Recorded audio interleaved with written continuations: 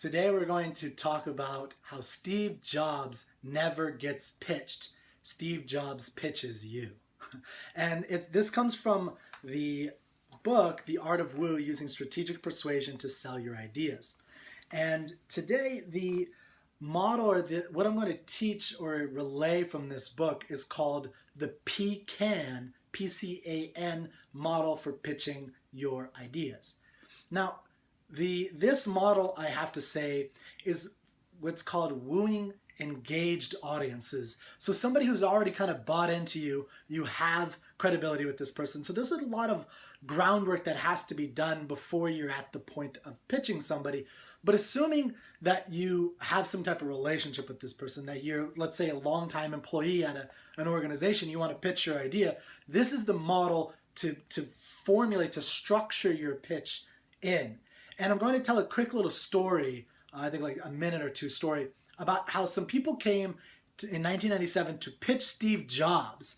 And when they got there, they got pitched by Steve Jobs. And it's one of the things I think that makes Steve Jobs so great was that he was one of the greatest sellers of ideas. He was an idea salesperson, and he was the best in the world at it. He was world class.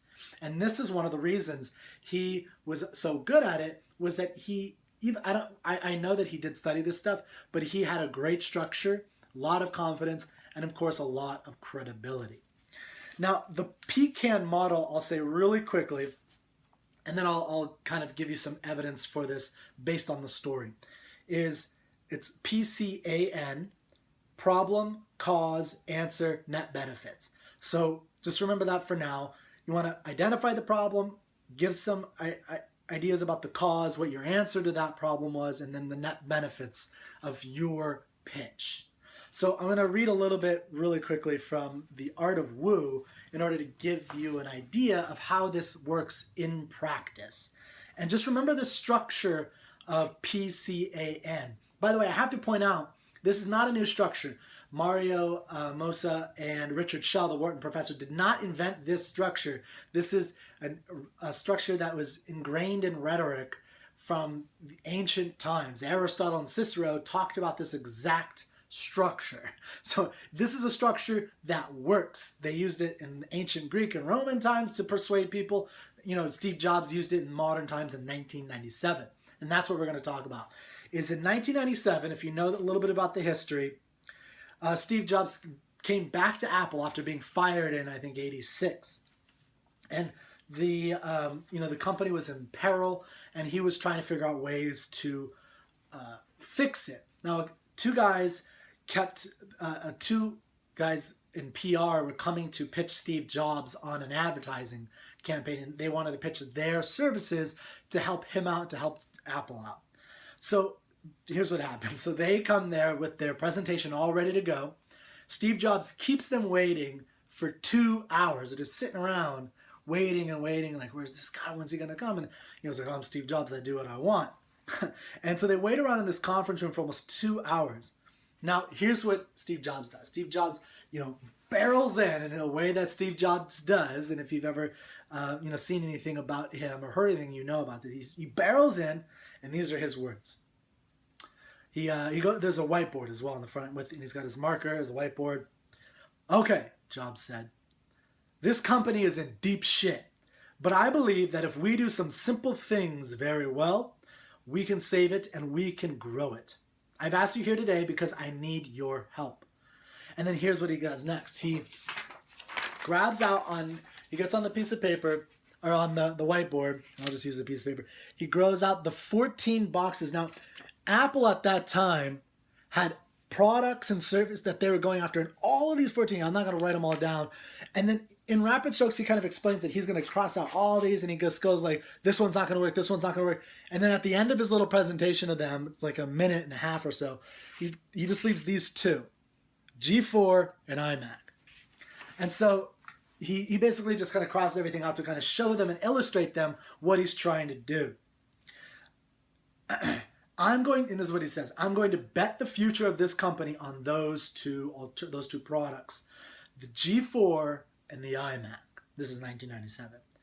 Now, what do I want from you?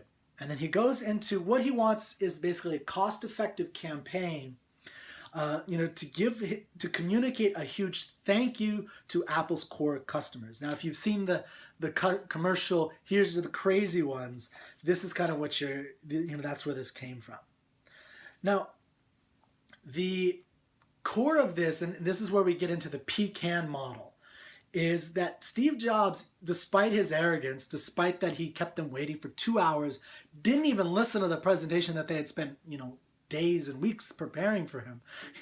But he is a brilliant idea salesman. And here's the structure that he used to kind of persuade them to do what he wanted, and he pitched them.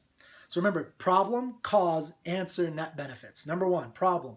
Apple was in deep financial shit or trouble. 2, the cause.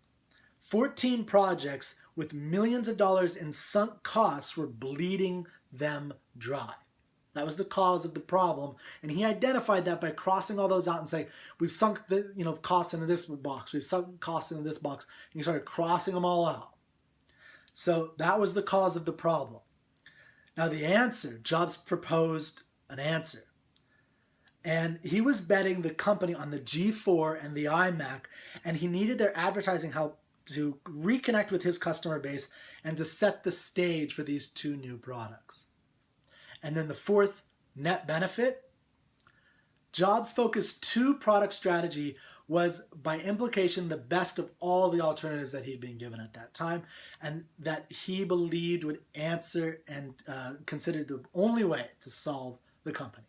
Problem, cause, answer, net benefits. All in this concise 3 to 4 minutes pitch that he gave to the guys who were there to pitch him. And so just to wrap up real quick, remember the Pecan model when you're trying to pitch your ideas to people. Define the problem, that's P. Explain the cause of the problem, that's C. What is your answer, A, to the problem? And then, does your answer provide net benefits compared to alternatives? You always have to have the contrast, alternatives. That's what those 14 boxes were all about. And then boom, you simplify with the 2. So PCAN, what is your Pecan solution for your pitched product? Have a good day.